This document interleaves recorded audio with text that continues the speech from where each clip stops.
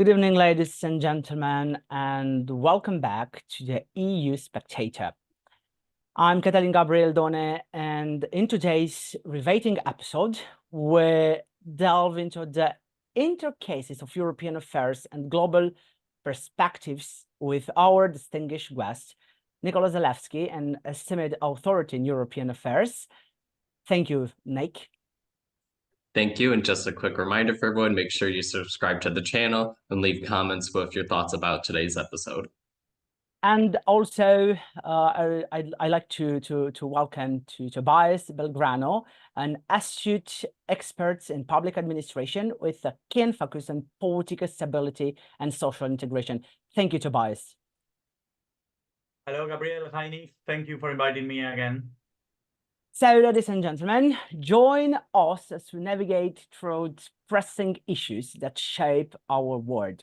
The first issue on our discussion list will be the European mental health policies. We will explore the complexities surrounding mental health policies in Europe within the context of the assisted human euthanasia debate.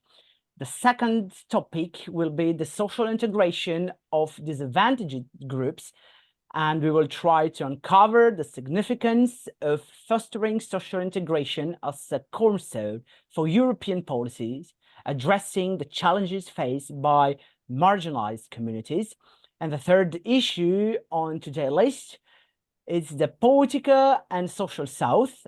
And together with Nick and Tobías, we'll gain insights into the struggle for stability and prosperity in the political and social landscape of the South, with a particular focus on Argentina.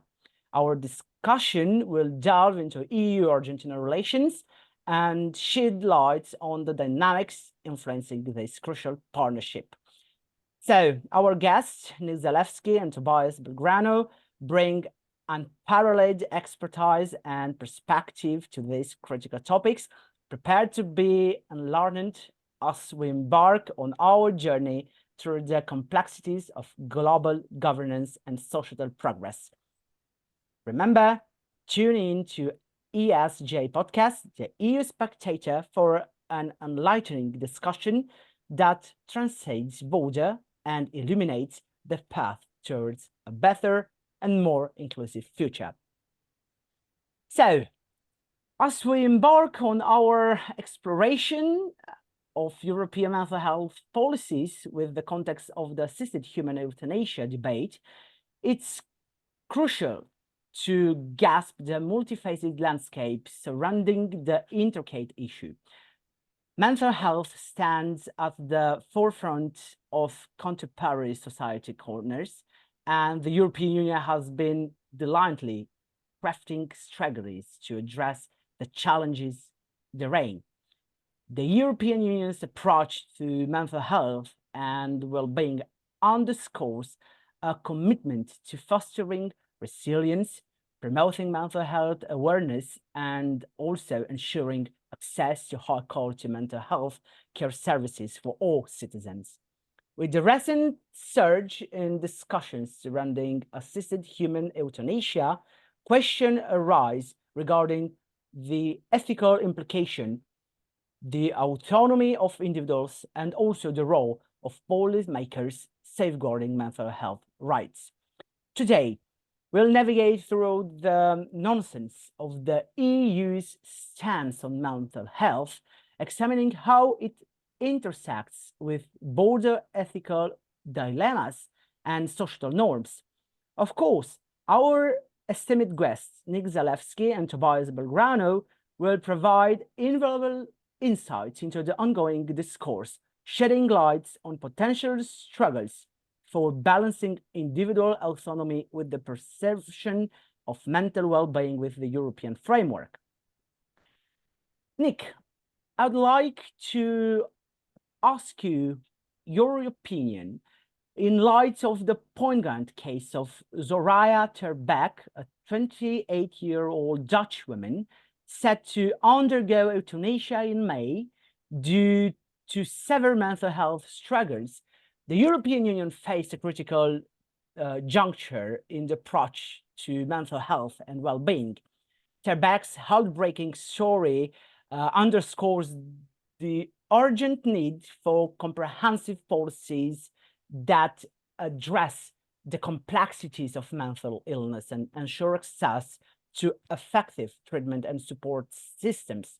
Despite having a loving partner and companionship in pets, her battle with depression, autism, and borderline personality disorder highlights the debating nature of these conditions and the challenges in finding advocate care.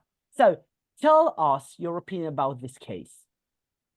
Yeah, just to sum it up real quick, besides the details you've already added, this just really does seem like a failure of the system, because besides the details you mentioned, it seems like her decision in particular was very influenced by the statement from a psychiatrist in the Netherlands that there's nothing that could be done for her to change the situation, to better it, that that's it, there's nothing else, which is really concerning. But if people dig deeper into mental health care in the Netherlands, this wouldn't be shocking, because unfortunately, a lot of people have mentioned that in the Netherlands, where even though when we talk about the European Union, we imagine great healthcare accessible to everyone, a lot of people in the Netherlands mentioned that the mental health services are essentially capped at 10 sessions for people to talk with a psychiatrist.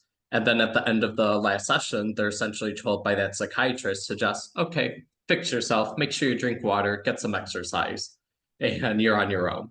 Where these psychiatrists are essentially seen to be pushed by the system to try to say that, okay, the patient has had enough guidance and they'll work on their own. But 10 sessions, let's be honest, is very short. And particularly for someone like this 28-year-old with several conditions, that's really not much help at all.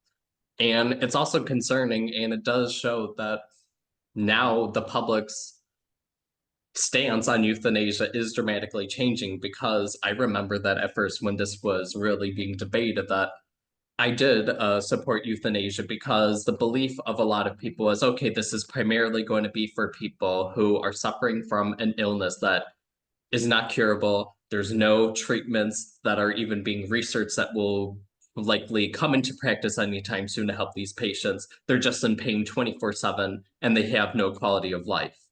But the problem with her is, it seems that while this 28-year-old, yes, she's not perfectly healthy because of different mental health challenges, it seems like she's just been given up on the system, because as we've seen in the European Union and throughout the world, healthcare systems are really overburdened right now. There's a shortage of doctors, and instead of actually receiving the treatment, it almost seems like what people have been concerned about is that people would start being encouraged to take advantage of euthanasia. And we've already seen this in Canada. If no one's familiar there was the case of a Canadian vet where she was in the Canadian military. Then she had some mobility issues as a result of her service, where she needed a ramp in order to access her home easily. And instead of the doctor saying, okay, let me try to make a call to help have that happen, the doctor suggested to her, oh, have you thought about euthanasia? And it's really concerning that before it was argued that euthanasia would be something that would be highly regulated, definitely more focused towards people with low quality of life. But now we're seeing people, it being suggested to her now, this 28-year-old taking advantage of it, because it seems that the healthcare system doesn't want to be bothered with them. And that's really the scary thing. And I definitely have to say that while for years you've had more people within the United States pushing for a more European style system,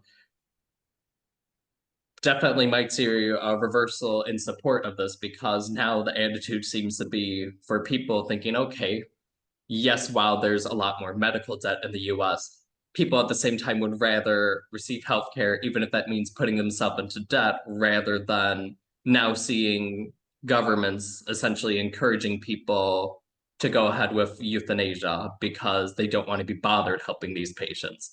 I mean, it's really concerning that we have a 28-year-old where And the thing is, with some of her mental health conditions too, that yes, none of us are experts here, but at the same time, though, there still seems some hope for her. The fact that, yes, while she has some mental health concerns, she was still able to find a loving partner. I mean, one of her concerns was her issue she faces at autism is, as we know, it's a spectrum where there's some people where it's very severe, they're nonverbal, they can't even hug people or really have much communication with them at all, bond with them at all, yet she was able to find a loving partner. It seems very concerning that rather than the psychiatrist working more with her past possibly the 10 sessions, because that's the issue that unfortunately these articles leave out. I tried to search through several of these media outlets wondering how long did she see a psychiatrist before the psychiatrist told her, oh, there's nothing I could do for you. Because I would hope at the very least that this was several years that she was seeking help. But if it's any indication of what a lot of people mention, it might very well be that she only received the 10 sessions that typically seem to be offered. And the fact that a psychiatrist just gave up rather than trying to help her find a purpose in life is very concerning. And this definitely, I would say, beg that the European Union has to do more to regulate it at the EU level. But as we've talked on this podcast before, unfortunately, that's very unlikely to happen just because of how member states have such drastic opinions. I mean, you tell me, while euthanasia is gaining support in member states, it's legal in the Netherlands, would it even really be much of a discussion in Romania? I mean, I know it just seems that for particularly Central European nations like Romania, Bulgaria, this would be absolutely not, while you would have some member states such as the Netherlands saying more open to it. And when you have member states with such drastic views, even though this needs to be addressed at the EU level, unfortunately, that's not likely to happen anytime. Mm-hmm. And also, the press report on Tobías' decision to pursue euthanasia due to her perceived untreatable mental illness has sparked widespread debate and calls for action within the European Parliament. Among the most vocal proponents for addressing this issue, it's the Green Group, whose members advocate for a holistic approach to mental health that prioritize prevention, intervention, and support for individuals like Tobías. Their advocacy emphasizes the need for systemic changes to ensure that no one fails completely to resort to such drastic measures due to a lack of accessible and effective mental health care. But in Romania, because you mentioned Romania and Bulgaria, Romanian member of European Parliament, Nicu Ștefăniță, emerged as a key figure in this discourse, as he stands as the lone candidate for the upcoming EU elections who actively address the pressing need for a European mental health strategy. And now I'd like to ask Tobías to tell us his opinion about the pressing need for a common strategy at the European level for develop and implement the European strategy for mental health care and well-being. Tobías. Well, as an external viewer of this social issue that's happening in Europe, I can say that it's really interesting seeing it in a macro level. How do we arrive to this situation when a 20-year-old Netherlands citizen takes her own life, or decides to take her own life?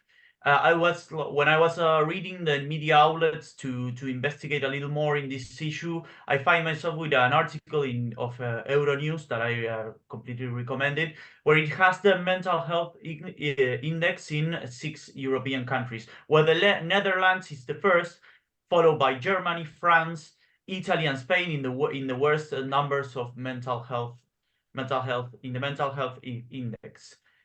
So as a Latin American and as an external viewer of this situation, what I can say is what has happened to the welfare states and the big nations of Europe to see how how as a worker, a young person decides to take her life, despite of this particular case, as a general symptom of as a general social crisis that's happening not only in the European countries but in the West in general, as the Western society in general. I believe, and the article also mentioned it, that the young people in the West are struggling, especially after the effects of the COVID pandemic and the COVID restraints and the quarantines around all the West.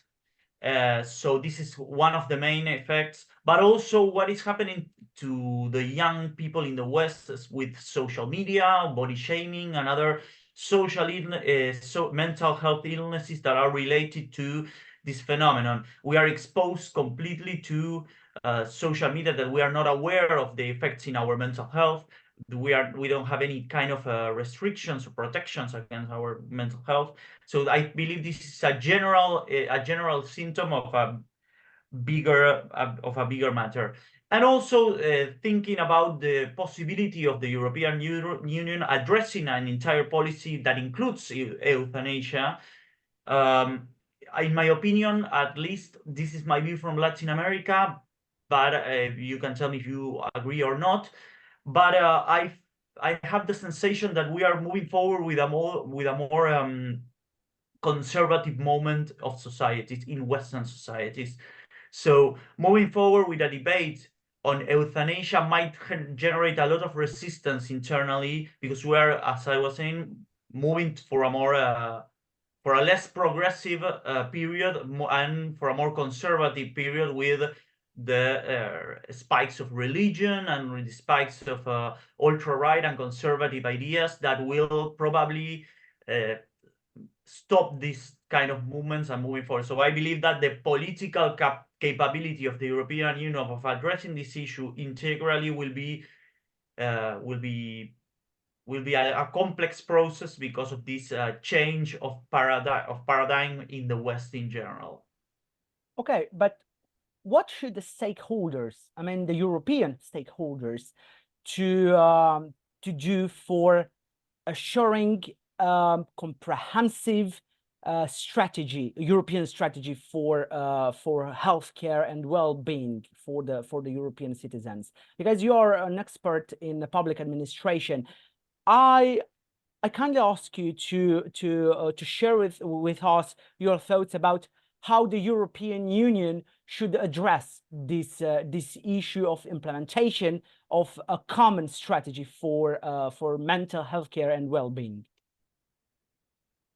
Well, in a general matter, I would say that the regulation should be the broadest as possible, so doesn't generate resistance, as I was saying, with this conservative political paradigm that is on the rise. So I would say that it should include this new paradigm and not exclude it, because if we focus only on a progressive and pro-rights and pro-right expansion agenda, probably will generate the resistance of this conservative rising move in Europe. So if we want to think in a policy that sustains in time, we should think in a broad policy that includes the agenda of this new alt-right political activist that is on the rise, but not at least to have a regulation that is able to be reformed in the future. Because if a new paradigm arrives and euthanasia is more open in a more progressive agenda, probably it's going to be better to reform a general regulation than giving a regulation that's probably going to be reversed if the new alt-right arrives in power in the European Parliament.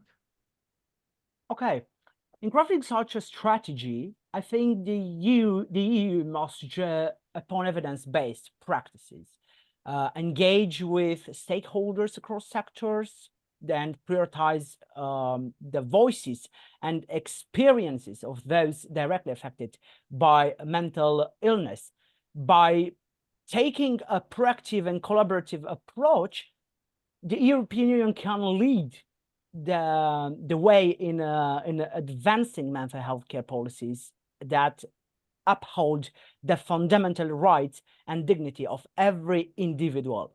Nick, do you believe that the healthcare policy, it's something progressive, it's something new for the European Union countries, or it's about dignity and fundamental rights? With regard to euthanasia? Yeah.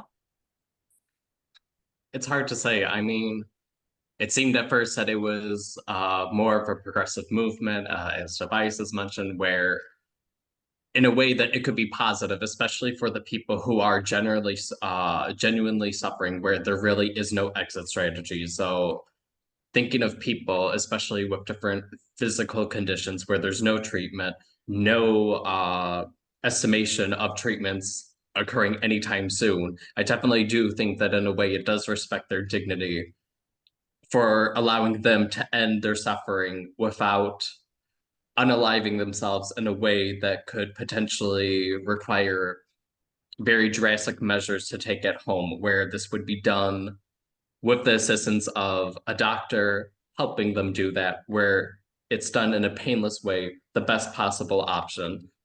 And I definitely agree, you know, because there's so many conditions that we could be here forever talking about each condition and how it could be beneficial. But just thinking of someone where, if unfortunately they had late stage cancer, where it's weeks or possibly months, and they just know that they're very unlikely that they're able to recover, and they just really feel themselves declining. If it's better for them to end their suffering earlier, I don't think that it's reasonable to make a patient go through months of suffering and saying, well, oh, it isn't right. We need to be compassionate with that. But at the same time, I definitely do think that healthcare systems really need to be careful if we're going to be allowing such young people who have different health concerns that could possibly be managed better, where, such as with this 28-year-old, it really seems like it's just a result of the healthcare system failing her, where it's interesting that Tobías mentioned that the Netherlands actually does rank amongst one of the better nations for the larger EU member states, but it's also concerning because it shows that even though it's amongst the top, it still has such a grave issue where there just isn't the support for mental health as there should be. And besides this, it just also is a reality that, also picking back, you know, if Tobías mentioned, that seems like this is a side effect too of the pandemic, where instead of people going back to normal, as has been mentioned numerous times, it's the new normal, which is really detrimental because people aren't hanging out as much as they used to. So many people are just more always focused on social media, seeing the short videos, seeing the highlight reels, as has been mentioned in different discussions, which is a big issue because it makes people feel worse about themselves because they see people living their best moments and not seeing the whole reality. And it just seems like people have become a lot more closed off, where rather than discussing everything with each other and being more open, it's been more about how everyone has to try to present the best side of themselves, that they're always happy, it's always just successful, that there's never the downturns, where people aren't sharing that anymore and people are really losing their sense of community to try to help each other in that, where while we could say that, yes, we need, with these healthcare strategies, we need more mental health care for people, at the same time, we also need to realize that it also depends on us creating a society that we want to live in, which is just important to be kind to one another and actually create lives that are worth living and finding the meaning of life once again, where, you know, it's no longer 2020, but at the same time, people still in some ways are living like that because you still just see with how withdrawn people are from one another. And then I definitely feel one of the negatives is that people have gotten also so comfortable with working from home, which in some ways has many benefits. But then at the same time, people need to realize that there's the big downside that while working from home is great because you beat traffic, you could possibly live somewhere cheaper rather than having to live in a more expensive city. At the same time, there's the real danger where people who do engage in working from home, you have to create a clear schedule for yourself where, okay, this is the time you're going to be at home working, possibly a little more isolated than you would be in an office where you would at least have some human interaction at the infamous water cooler example. Now it's just not necessarily the case where if someone is a work from home employee and then they just stay at home watching Netflix or watching television and not going out and having that human interaction, that's not positive for themselves as well. And that's definitely not going to be helpful to anyone's mental health. And it's the two factors in one, where we could only talk so much about how, yes, we could encourage decisions at the European level, the national level, trying to get people to get help that they need. It's also figuring out how do we help our societies get back to what they once were. Mm-hmm.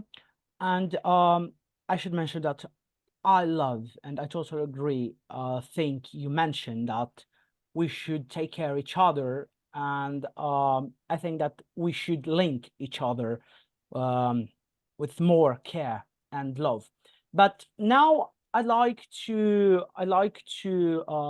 move on from the critical discussion surrounding the mental health healthcare policies, and to shift our focus to another pivotal aspect of the European governance, and why not to the international governance, the social integration of disadvantaged groups.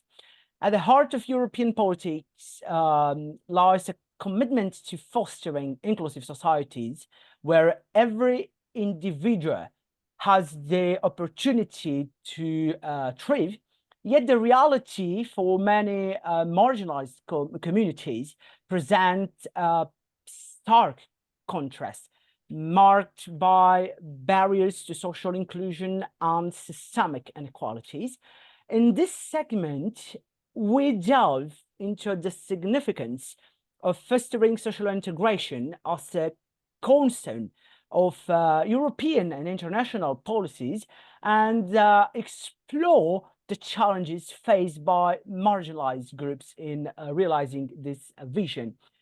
To guide us through this multi-phase topic, we are privileged to have Tobías with us, an expert in public administration, and with a great specialization in addressing political instability and social integration.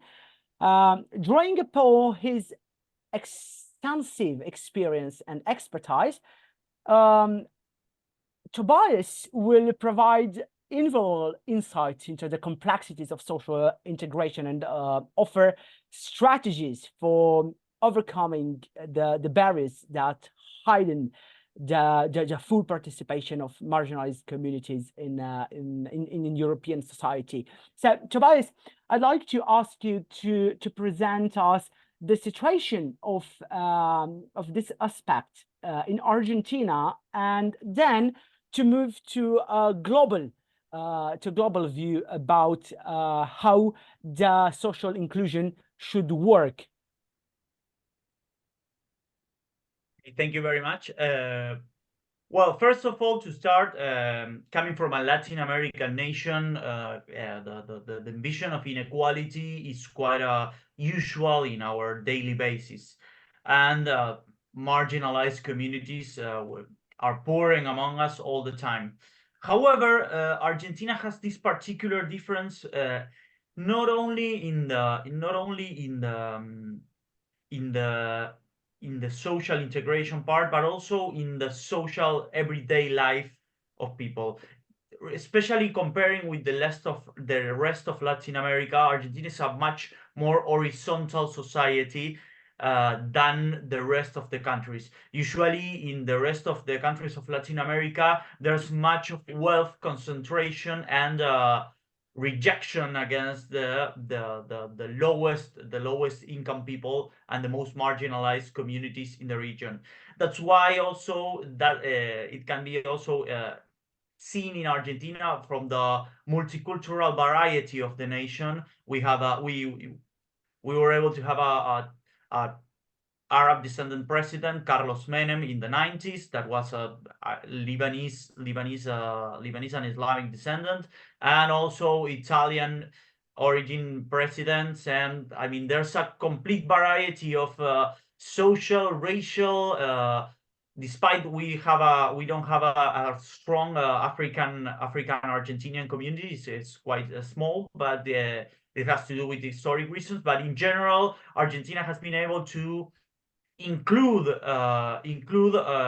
several races and several nationalities, and include them in the same under the same nation and under the same society. How did Argentina did this, and what is the current situation today? Especially Argentina used to have institutions that included all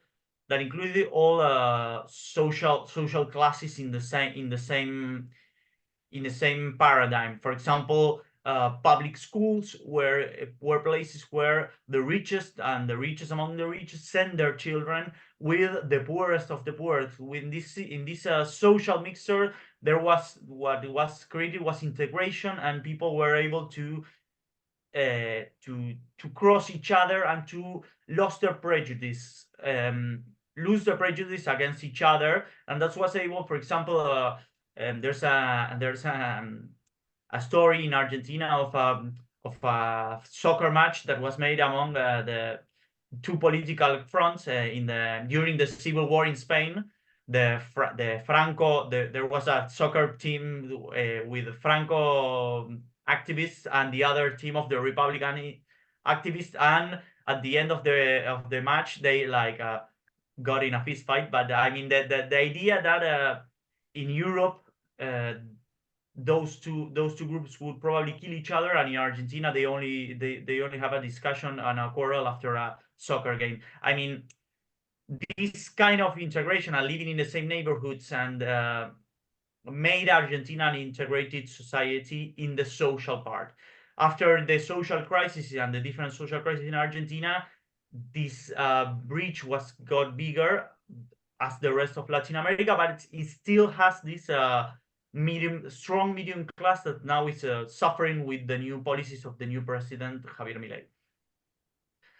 This social breach is one of the main aspects of Argentina. And to get fast into the present day, Argentina has I particularly worked in the public state where public policies where we had the idea of integrating the less marginalized society. For example, in the slums that we have in Argentina, working with water programs to get potable water, housing projects for the most marginalized. I mean, the state worked a lot in integrating these societies and trying to make them less marginalized. That what happens, for example, in cities like Rio de Janeiro, where getting into a favela is almost impossible and it's almost a death sentence.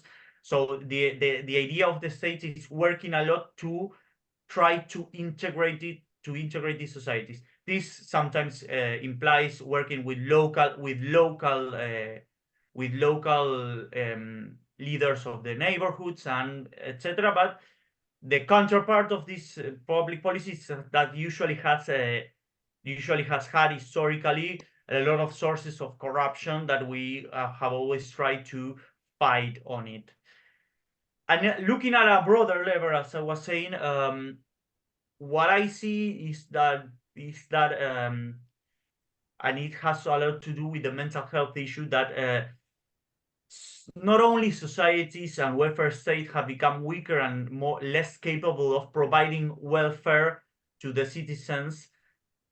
This welfare has shrinked not only with the marginalized communities, but also with their own citizens in Europe, in Latin America, in the underdeveloped world, but also in the developed world. That's why there's a massive migration, or not only from Africa or Islamic nations to Europe, but also from countries like Argentina. My own friends are living to Europe. Many of my own friends are living to Europe because the states in the underdeveloped world are incapable of providing welfare. And in a European standard, we are seeing cases like this woman in the Netherlands that decided to end her life because there's no welfare and there's no mental integration. And that's why we're seeing cases like this. But I think everything is related with it. So in my opinion, there's an economic issue that is affecting the capability of welfare states and the capability of welfare states of providing welfare in the mental health, in the social integration, in housing, in all levels. We see also, for example, the integration of Islamic neighborhoods in France. I mean, it's an endemic issue that has to do with I believe that has to do with an economic issue, and it's challenging the very own identity of the West. And the idea is the West capable of providing welfare to all its citizens? And if not, who are we going to reject? Who are the ones who will be rejected? Because are we going to reject the ones that are Islamic because they are not part of a society? Okay, we're going to keep them marginalized in marginalized neighborhoods like the ones we see in the surroundings of Paris. I mean, we gotta think policies to bring those and to integrate those neighborhoods, especially I think in the Paris case, that is the most interesting one, because there are, I don't want to say the word ghettos, but are neighborhoods that are marginalized, where people have their own culture and they are not integrating their culture to the rest of the society. The pluralism and social integration we saw in Europe in the last 20 years is dying. And that's part of the reasons that, in my opinion, that I believe that the Western identity is getting blurry, and we're seeing strong populisms and strong ultra-conservative populism that are trying to reinvent that identity and saying, I am so Western that I reject the Islamics because they are not Westerns. I mean, like exclusionary vision of the West, where the non-whites, the non-Catholic, the non-Anglican, and the non-Protestants are not Westerns, and they kind of be rejected of our societies. And the non-Jewish, sorry, I forgot to add them. Mm-hmm. So that's kind of the situation I see at the global level, from Argentina to the global sphere. Yeah, and also this is a huge problem also for the European Union, because we have a huge gap between the East and the West, and because you shed light on the systemic barriers, including this structural inequalities, discrimination, and lack of access to resources. I'd like to ask Nick, how can European policies be redrawn and reformed to better support the social integration of disadvantaged groups?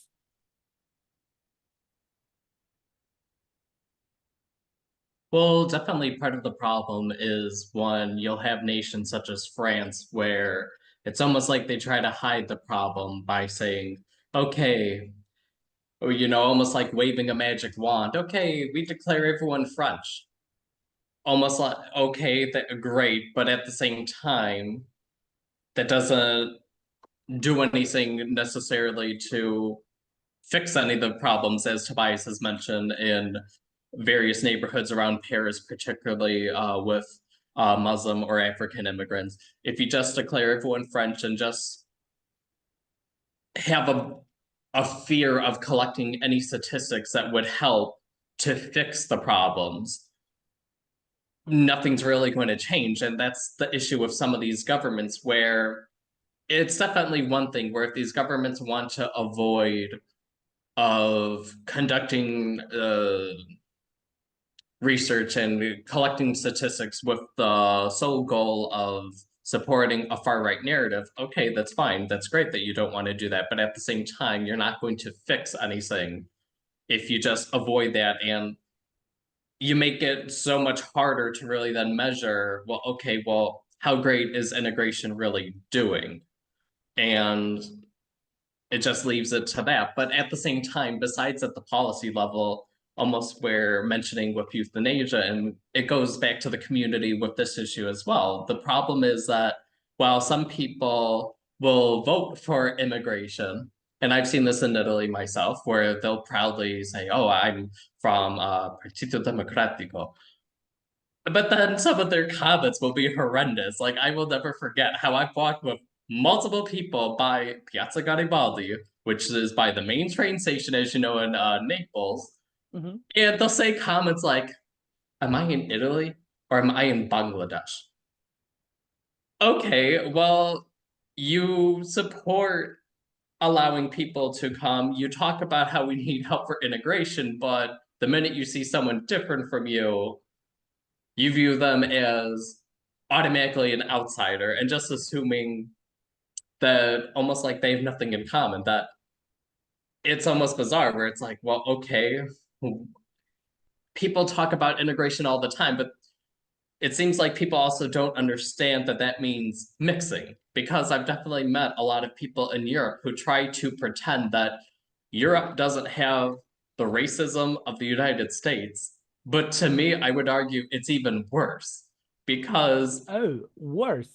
well, because besides you having the issues of lacking integration between African and Muslim immigrants, you then have a lot of Europeans who will be so racist towards each other, where it's almost like, you know, in the United States, we view every European nation as European, as white.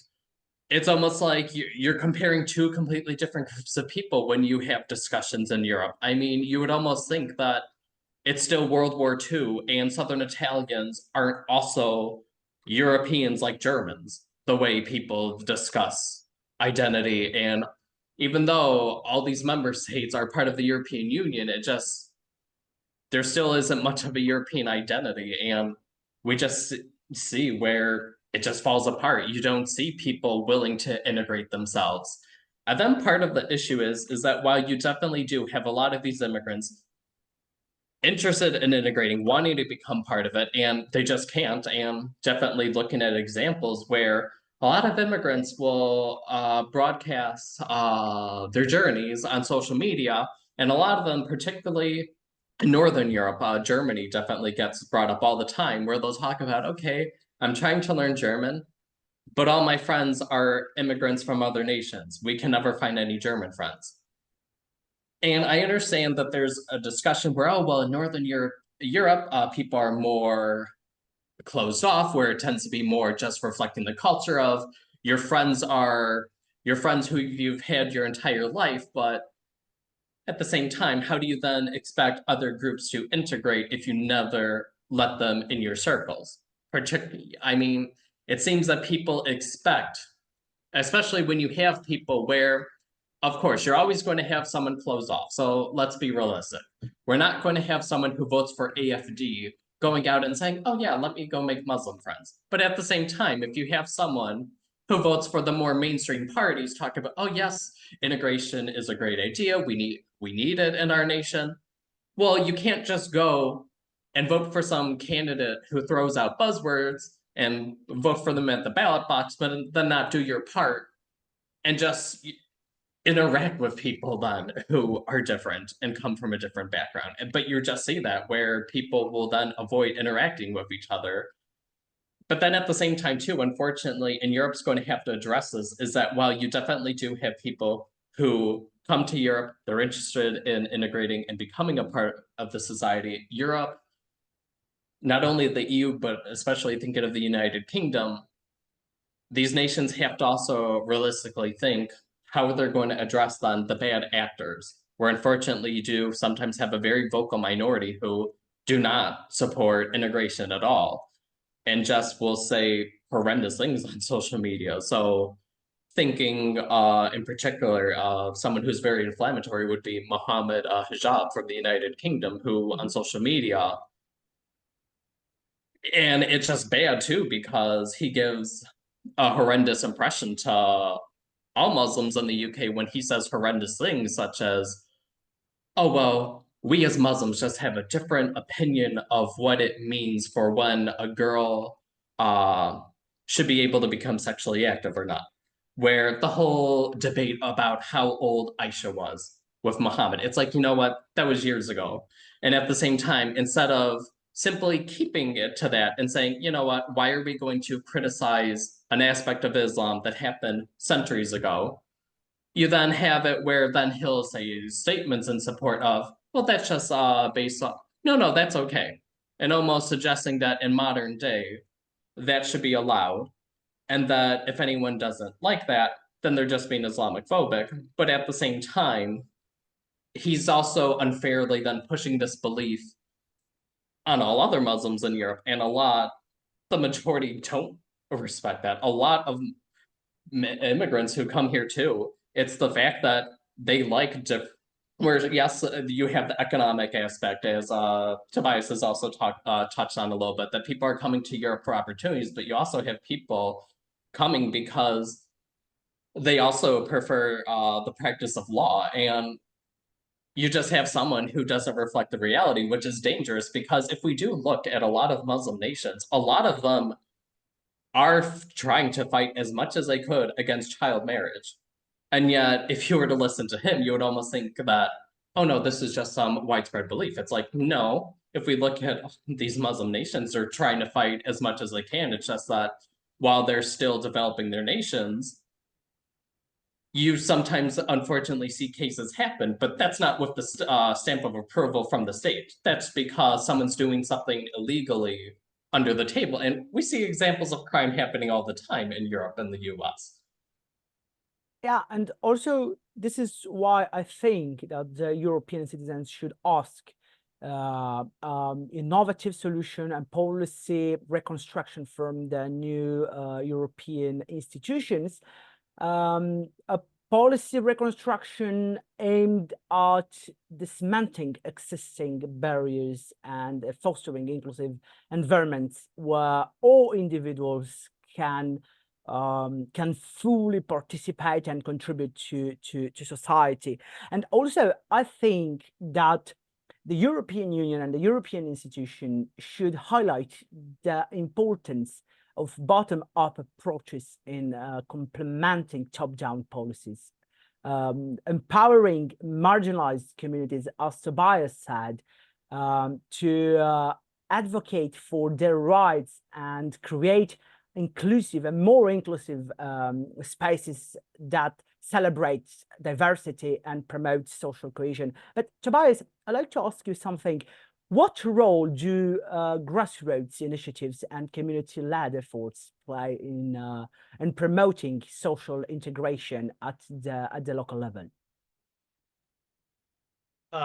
Sorry, just one final comment what we were discussing before. I believe that and this is again my opinion as a external viewer, that I was really interested in what Nick was saying about how the people celebrate integration, but they are going to around the main square in a main city in Europe, and they see a lot of Muslim people praying to the La Mecca, and they say, are we in Bangladesh? Are we in Saudi Arabia? And I believe that that has to do with a deeper issue, that is that in the end, and when it gets really deep, this integration, people don't want to resign their Western identity, and this is the main issue of this. I believe this is the main issue of all these problems, is that in this mixture we are saying we need to generate social integration. In the end, people are not interested in deeply in resigning, because when we integrate, we resign part of us and we produce a new subject, a new social subject that resigns something but also integrates with the other. And what I believe and what I see is that no one wants to resign anything.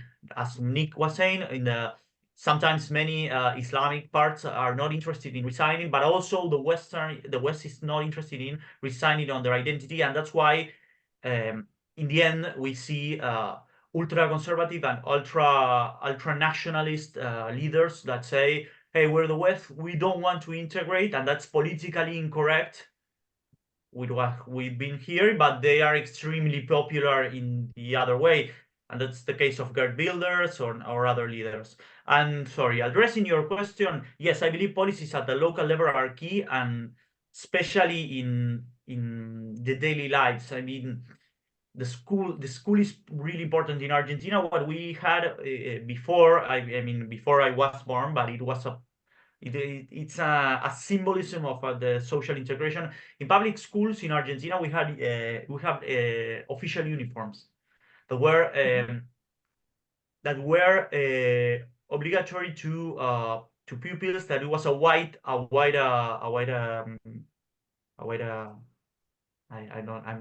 not finding the word, a white shirt that all men and women had to use in the primary and in the secondary school, and it's a way of putting everyone, the richest and the poorest, in the same level, the Islamic and the Italian immigrants in the same level, and that's a way of integrating them all into the new social subject that it was the Argentinian, and in this case it has to be the European, and this is a way of all resigning part of it. I mean, you can go with your Islamic veil, but you have to use the white uniform because you are part of something bigger that it's this nation, and it can be Argentina, and it can be Europe, etc. But I mean, small symbolic parts. And for example, Argentina also what had that it was a big importance in social integration was the national university, that it's still one of the most important universities worldwide right now.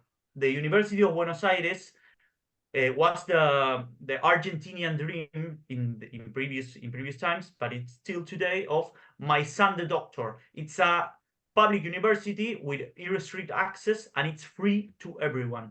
Anyone who wants to study in the University of Buenos Aires, that is the local, the poorest and the most marginalized, can study in the University of Buenos Aires, and the richest one mixed together in an institution, and it's really empowering because makes the poorest being able to aspire and to integrate in an institution that proposes professionals and gets them at the same level than the richest one, despite of coming from totally and completely socially different backgrounds. I believe it's the biggest achievement in public education in Argentina. We also have immigrants from Colombia and Brazil that come to study to University of Buenos Aires because it's completely free. So anyone who is interested in studying in Buenos Aires University, from any social background, they come from Islamic or anything, they can join. For example, we have recently, sorry, and with this I finish, we had recently a massive immigration in Buenos Aires of Russians. Many Russians are escaping from the war, many middle-class Russians that are escaping from the war, and they are coming to Buenos Aires because Argentina has no visa restrictions with the Russians, and vice versa. Argentinians can go to Russia without a visa, and Russians can come to Argentina without a visa. And we have seen a massive income of Russians escaping from the regime and coming to Argentina, and the policy of open nation and bringing immigrants from the world to Argentina is a policy that has been the most important one in the last 200 years.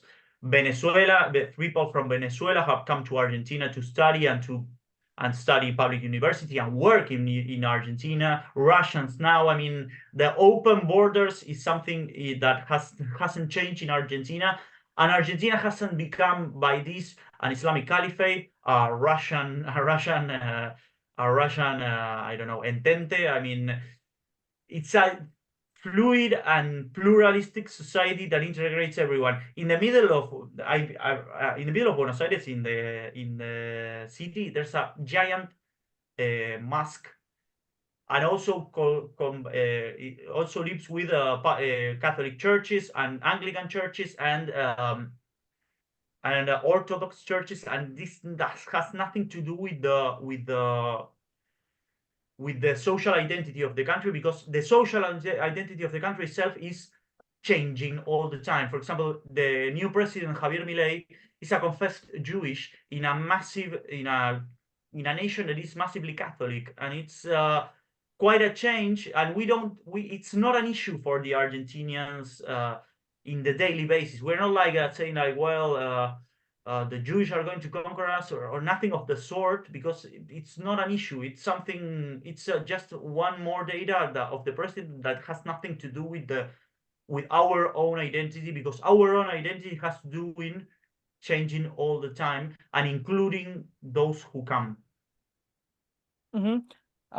I'm so happy that, thank you very much for your thoughts, and I'm so happy that you mentioned the uniform in the Argentinian schools. I hope that the Romanian politicians and policymakers will listen our debate, because we have a huge scandal in Romania and a huge debate if we should implement a formal dress code in our schools or not. But also we should mention that as we embark on this exploration of social integration in Europe, we invite our listeners and watchers to join us in reflecting on the values of quality, dignity, and solidarity that underpin the European project. Together, let us strive towards a future where no one it's left behind, and where the promise of social inclusion becomes a reality for all. But as we pivot to our final segment, we turn our attention towards the political and social dynamics of the global South, with a spotlight on Argentina today. Situated at the crossroads of geopolitics and global economics, the European Union plays a pivotal and essential role as a global actor in shaping the political landscape of the South. Its strategic engagement with countries like Argentina not only reflects its commitment to fostering international cooperation, but also underscores the mutual benefits of offering strong diplomatic ties. Within this context, I think EU-Argentina relations emerge as a crucial focal point of our discussion. Over the years, these relations have evolved and deepened, driven by shared values, economic interests, and a commitment to multilateralism and multiculturalism. But however, as with any partnership, challenges and opportunities abound, necessitating the nuanced understanding of the dynamics at play. Tobias, how do you assess the current state of EU-Argentina relations, and what are the key areas of cooperation and mutual interest? So I go from the broadest to the smallest, as I have been doing. The global South nowadays has a general cleavage that I would represent in the postures of Argentina and Brazil. Mm-hmm. And the cleavage in the global South, it's called China, and it's a big cleavage for the global South, because the U.S. has become is moving forward for a more protectionist market, especially with inaugurated by Donald Trump, and it's moving forward with that. And ironically, the biggest investor in underdeveloped nations today is China. The crude example and the most similar to Latin America in the 70s in its relations with the US, where the US was a partner, but also like a hostage. We were taken as a hostage by the US, because if the US didn't approve an administration, probably the administration was suffered a coup d'etat. And that's what's happening in Africa right now with China. That's the crude example of how rough economic relations can be in the underdeveloped world. So China is our biggest cleavage. And what's the big issue with this, for example? Recently, Argentina has elected a new president, Javier Milei, a new libertarian president, ultra-conservative, really similar to Bolsonaro and especially to Donald Trump. However, the particularities is that Argentina institutions are not as strong as the US institution, and that's why it's like Donald Trump running free, and that's the biggest danger of it. The biggest cleavage is China. And why is a big cleavage? Because for Argentina, China is one of the biggest economic partners, buying our soybeans, selling us our capital goods for our factories and for our industrial areas. And what's happened here is that China, Javier Milei has rejected China as a partner. In the political campaign, Javier Milei has said, we are not going to ally with communist dictatorships, where he included as a communist dictatorship Brazil, our second biggest partner, Russia as a communist dictatorship. I don't know if it's kind of the ignorance of our new elected president, and China. And China is one of our biggest partners, so it's a big cleavage in the developing nation. And why is a cleavage? Because the US is our third partner in importance. So Javier Milei is rejecting our first partner, the US, and our second, the China, and our second partner, Brazil. So we're living only with the US and Israel, that it's an important commercial partner of Argentina, but it's quite marginal. It has not the importance on the level that Brazil or China has. And this has seen events such as Argentina has recently bought F-16 planes to Denmark, with the support of the US saying, well, you can buy these planes, and the US also made meetings with British authorities, asking them to allow Argentina to vote for Argentina to buy these Denmark planes, because our ongoing conflict in Malvinas, that are also in English the Falkland Islands, that are an ongoing conflict, and the British said, I don't want Argentina to buy planes because they can be used against me. And the president rejected the sellers from China, from India, and from other multilateral, and Russia also, and other multilateral nations. So Argentina was traditionally, at least in the last 40 and 20 years, a multilateral nation. Commerce with Brazil, commerce with China, commerce with Europe, and commerce with the rest of the region.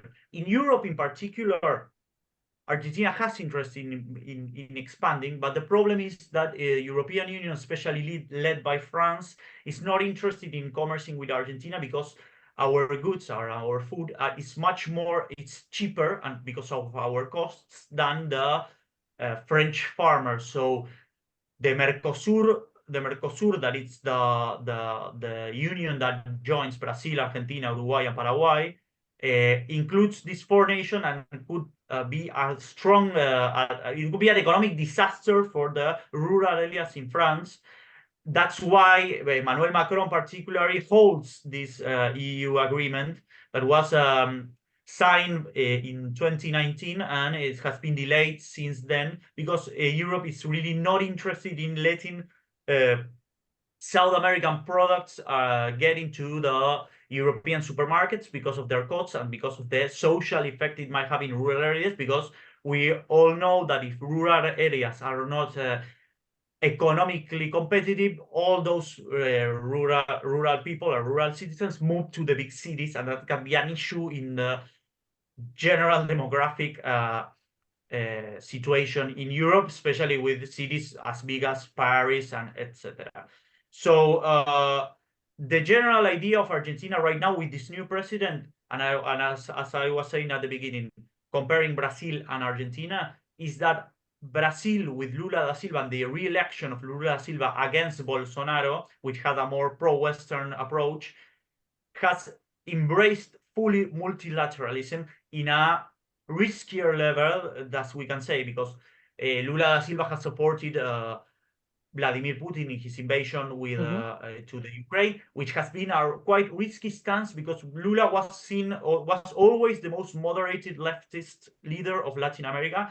So moving forward to supporting and inviting Sergei Lavrov to Brasilia is quite a bold move for the Brazilian president. He has also called, in I believe what is was a terrible declaration, saying that Israel was almost a Nazi state because it's quite crazy, but that was the declaration. I mean, in full support of Palestine against many European nations, and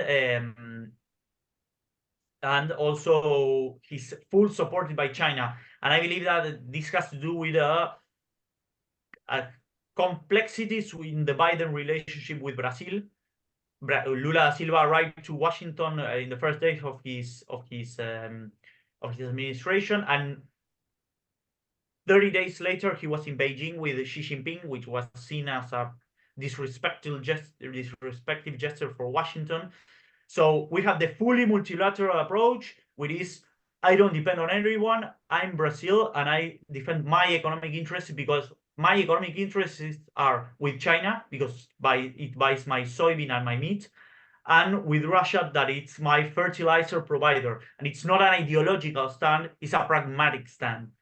And then we have a good relationship with the US and cultural relation with the US, but my economic partnership and my priorities are with the Brazilians, and the national interests of my country are to support Russia and to depend on economically on China. Argentina has rejected this stance. It has nothing to do with this stance, and now it's probably going to send troops to the Ukraine. Recently, last night in the CNN, Javier Milei said that he's probably going to send troops to support Volodymyr Zelensky. Volodymyr Zelensky was part of the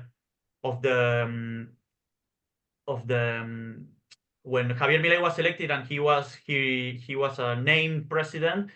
Volodymyr Zelensky came to Buenos Aires. Viktor Orbán came to Buenos Aires. I mean, it was a symbolic gesture where usually we had leaders like Fidel Castro, Evo Morales, Hugo Chavez, or Lula da Silva. The counterpart now is Viktor Orbán, Volodymyr Zelensky. I mean, like a more ultra-right and conservative pro-Western leaders and populist leaders in some cases like Viktor Orbán, and non-democratic leaders like Viktor Orbán. I mean, the same critics that criticize Fidel Castro because being a dictator and a not democratic leader can also criticize Viktor Orbán because he's almost a dictator in Hungary, and the European Union rejects it constantly. But the new Western approach pro-Western approach of Javier Milei is complete, and it's tending to move against the economic interests of Argentina, and that's why it has been getting a lot of critics internally, because we're saying Javier Milei is ideologizing international relations, not prioritizing the national interests, not at the extreme of Lula, because the Lula da Silva directly, it's complete pragmatism and I don't care about anything rather than my national interest. But Javier Milei is doing the completely opposite way. And the cleavage of all that is, how do we in the third world react to China? How we relate with China? The new cleavage is China is no longer the US, and that's something that the US and I believe the European Union has also to take into account, because, and as I was saying, everything is related to everything. The living conditions in the underdeveloped nations, the decreasing and the decreasing living condition in the underdeveloped nations are more migrants in Europe, are more migrants competing for European jobs, are more migrants living in European cities, and that has to be our European approach of improving not only of the Europeans, but also in developed nations and Western European the developed nations. We need to improve living conditions in the underdeveloped nations via the IMF, via the World Bank, because if the living conditions in the underdeveloped world keep deteriorating, we are probably going to see more Mexicans in the US border, more Guatemaltecos in Europe, in the US border, more Argentinas migrating to Europe. And this is a general problem. And I'm not going to even to speak about the Northern African nations and the Central African nations that are pouring to Europe in boats, that it's the extreme case. But if we don't approach the developing world conditions via the IMF, via the World Bank, and via the multilateral institutions, the European identity, that's something we've been discussing, is probably going to be more a stance than if we don't address this problem.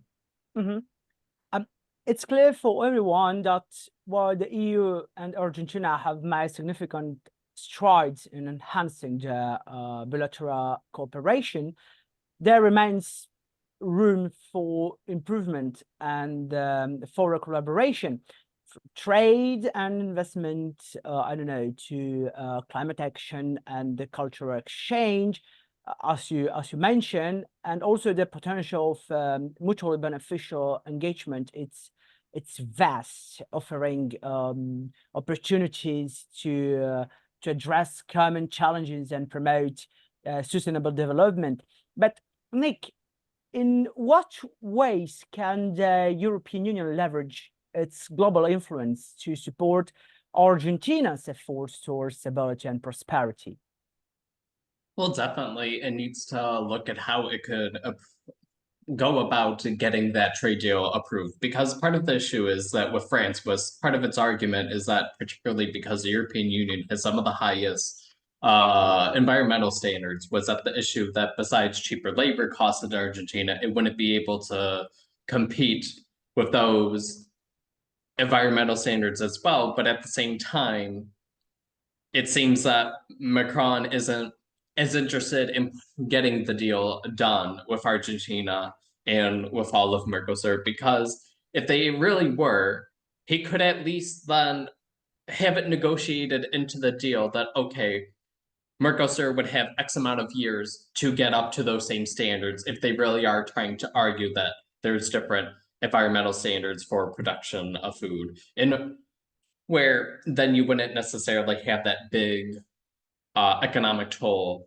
on rural France, as Tobías mentioned, which is a big issue. And then just the issue too is that you have Europe almost thinking that if it potentially loses a little ground in some sectors, such as with agricultural products amongst the Mercosur countries, well, okay, but there's other markets that it could try to look into expanding as well. And the biggest issue is that it's also then negating all the other benefits that the European Union would receive as well through that trade deal, such as lower import tariffs on pharmaceuticals, textiles, the list goes on. And it's just that people are becoming so short-sighted, where instead of realizing that, okay, there's always going to be trade-offs, a trade deal is essentially a compromise. The European Union isn't going to get every single thing that it wants from Mercosur, particularly Argentina. And then Argentina and Mercosur, they're not going to get everything they want necessarily from the trade deal, but it's a compromise in order to at least benefit each other in some ways. We're realizing, okay, maybe they'll have to look at elsewhere for different parts where if they're not benefiting as much from the deal in one sector, okay, then look in other global markets. How, and just Macron really needs to a bit of a reality check and realize that he does need more to convince the French and realize, okay, well, wait a minute.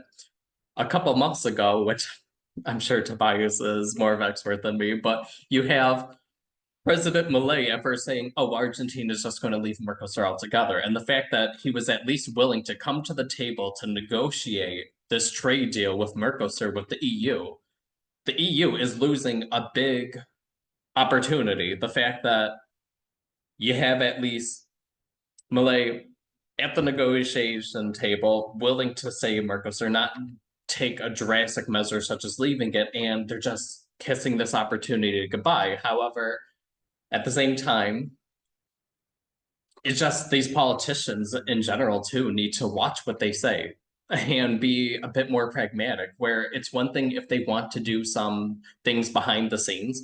I definitely do think it's very smart for Argentina to be cautious about China. I'll link it in the comments of this video. I wrote an article about Germany and China, which is for sale on Amazon through a publication that definitely with Germany, it's lost a lot of its economic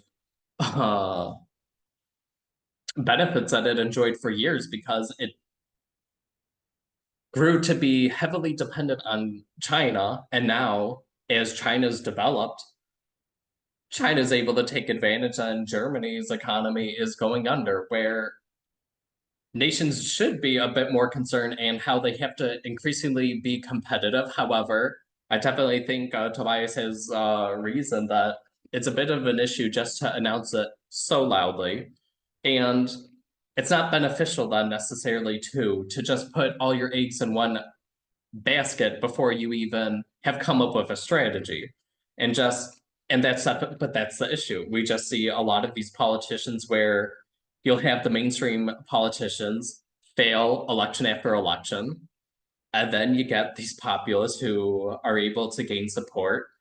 And instead of thinking before they speak, they just spout out every single little thought that they have, any little bit of consciousness, and it leads to some bad results for them. But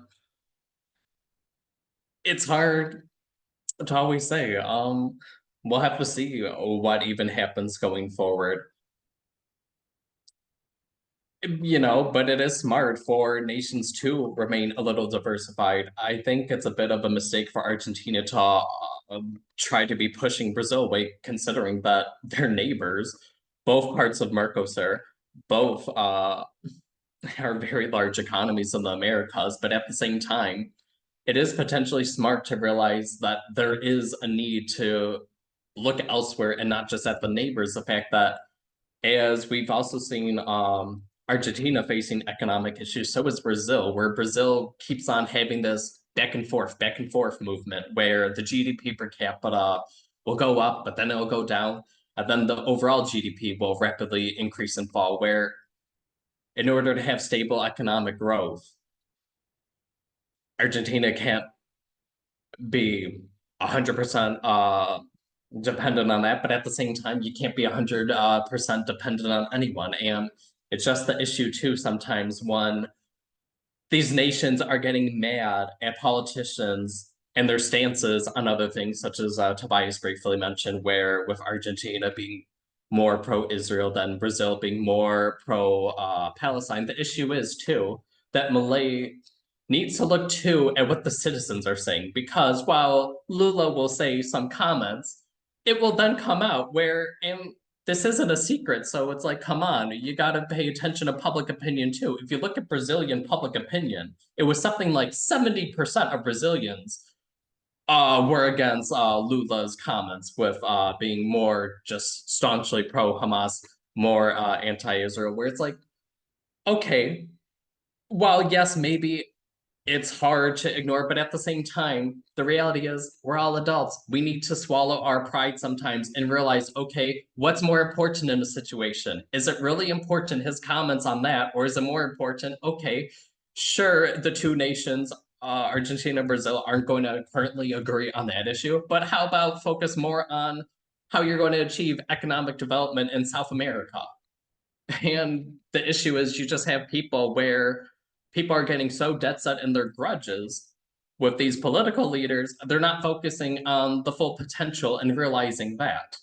And definitely the issue that if that doesn't resolve, to touch and bring this up, that in case for our viewers that don't realize, a lot of Argentinians qualify for European citizenship either through Spain or Italy, if not some other nations where Malay definitely has to realize that it's definitely more important to focus on the economics and less about some of these personal grudges with leaders. Otherwise, Tobías could see even more friends leave and come to Europe and look for opportunities if Argentina's situation doesn't improve. And it just, it's like, come on, these politicians need to grow up. And the biggest issue is that you're not seeing, and this leads almost into the European Union Parliament elections. You'll have the mainstream politicians who will see different policies, fail election after election, have no solution to how the policies could be improved to see a benefit. And then as an alternative, you just get people so upset they're voting for populists who just shoot their mouth off at every little thing, even if that really shouldn't be the priority at that time. And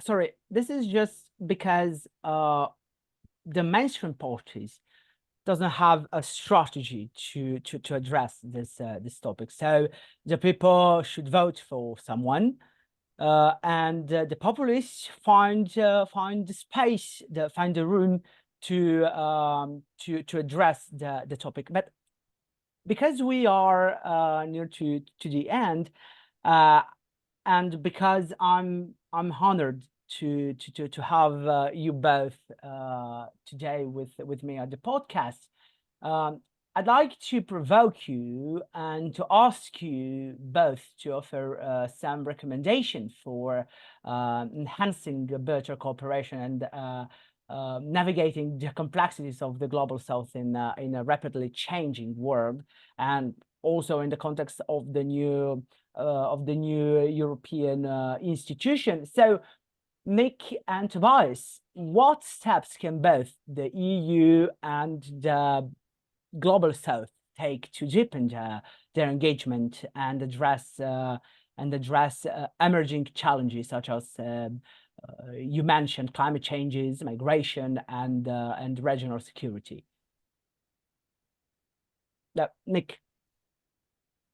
Definitely governments need to realize and really focus on the areas where they could cooperate. And unfortunately, we're not seeing that. We're seeing nations getting stuck on their differences rather than focusing, well, okay, maybe we're not necessarily going to resolve our stances on that. Where can we cooperate so we could actually make some progress and make some change for our nations? And that's really what we need, is people willing to say, okay, let's accept that we're going to agree to disagree on topic A, but we have similarities in our positions on topic B. Let's make progress on topic B. And that definitely part of the problem is that we're seeing that a lot, though. We're seeing nations getting so concentrated on topic A and then just losing sight, where it's like, okay, if nations are going to disagree about the stance over the war between Israel and Gaza, okay, but put that to rest and focus on the other issues that you could find some common ground on. And that's part of the issue, though, is sometimes that politicians are getting so enshrined in what other nations think about other issues that are completely unrelated to them, where it's like, okay, fine, Lula wants to think one way, Malay wants to think the other, but at the same time, at the end of the day, they're still neighbors and they need to focus on that. And we see that all the time. We're in the global south and the EU, just focus on where you can find a common ground and where you can make progress, and stop focusing and obsessing about the differences. And definitely, just real quick before we turn over to Tobías, politicians definitely need to keep in mind too that to look at the public opinion of what those citizens think, because sometimes we're seeing politicians wanting to throw relations completely away with another nation because the leader will make a certain comment. But then if you look at the beliefs of the citizens, it could be completely different. And leaders need to keep that more in mind and realize that even though politicians are elected to represent the citizens, sometimes they'll let their personal beliefs interfere with that. And don't be concerned then with what they say if you also see that the citizens clearly believe in something else. Just focus on fostering those relationships and stop obsessing of some of these offhanded comments. Yes, while politicians should be expected to be cordial with each other, at the same time, politicians sometimes need to also be willing to brush a comment that seems like an insult under the carpet if it's for the sake of improving conditions for their own citizens. Thank you, Nick. Tobias, your thoughts, please. Well, I believe, as Nick said, that I believe commercial integration may be the solution. However, I was interested in the debate of following public opinion or not, and I believe especially in the France Mercosur and EU Mercosur dilemma, it's an issue because no one wants to sacrifice their own votes. They're all thinking in the we say it in Argentina a lot, in the small farm. It's like an Argentinian saying that they are all thinking in their own small farm and not in the broader picture. But I believe it's understandable in a so vocative society and such an aggressive society where everyone has a voice and everyone in Twitter can do a tendency against Macron because he prioritizes Argentinian agricultures versus French agriculture, and that gives Marine Le Pen, for example, a great space to operate against him, for example. So everyone is thinking in their small farm, but it's difficult. But I think, and agreeing with Nico, that we need politicians to get bolder. We need politicians to take strong decisions with a clear direction, because what has happened to progressivism in the last years is that there have been so afraid, not only progressism, but also the traditional politicians in the last 20 years, is that they have been so afraid of taking clear directions that the populists like Donald Trump, like Bolsonaro, like Pedro Castillo in Peru, like Javier Milei, have been bolder, and society is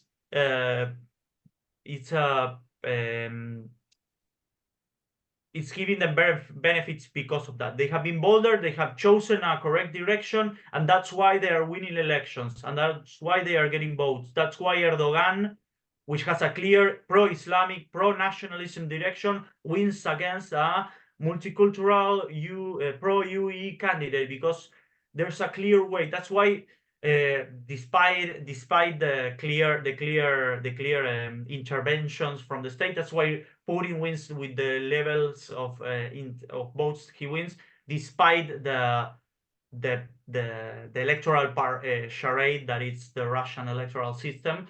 But people are clearly supporting that, and we need politicians from the other side having bold decisions, but not being amateurs like the ones we're seeing, like Javier Milei, like Bolsonaro, or like Donald Trump, or I don't know, Giorgia Meloni also. I mean, we have to have a clear vision of where we're going, and they have to provide that vision. They have been so afraid of taking a definitive course that they have seen frustration after frustration, and the voters are so frustrated, and the COVID has also empowered frustration, that they are now voting people that give them a clear way, despite they are against that clear way. That's why in the 2016 election, Bernie Sanders and Donald Trump were many voters who voted for Bernie Sanders then voted for Donald Trump, because he was providing a clear direction against Hillary Clinton, that was more tepid, more afraid to give a clear way, and she was always trying to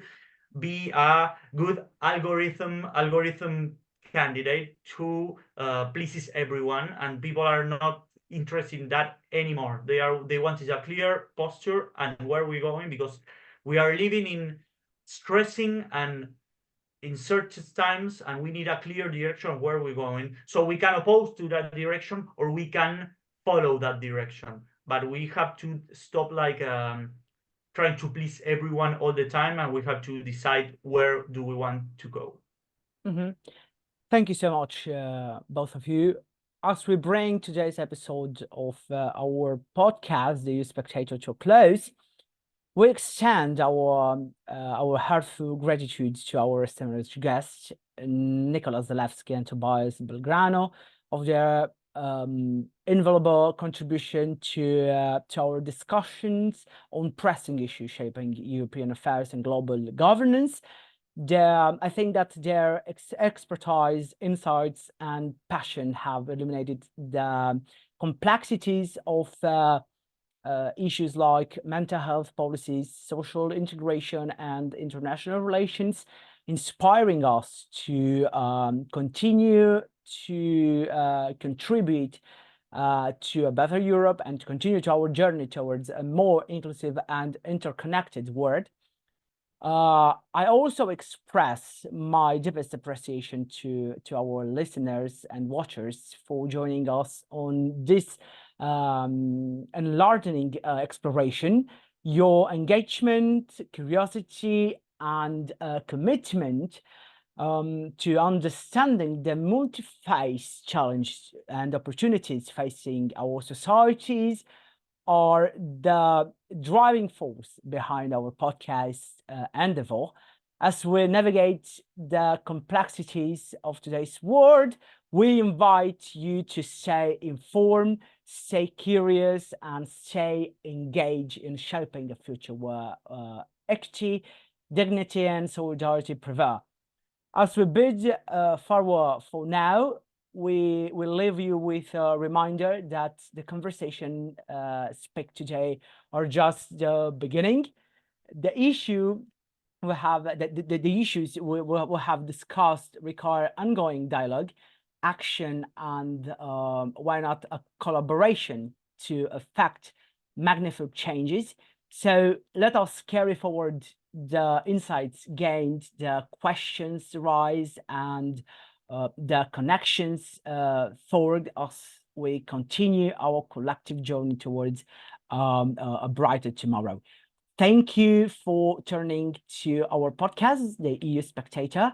Until next time, take care, stay informed, and keep striving for a world where everyone's voice is heard and everyone's well-being is valued. Thank you once again, Tobías and Nick.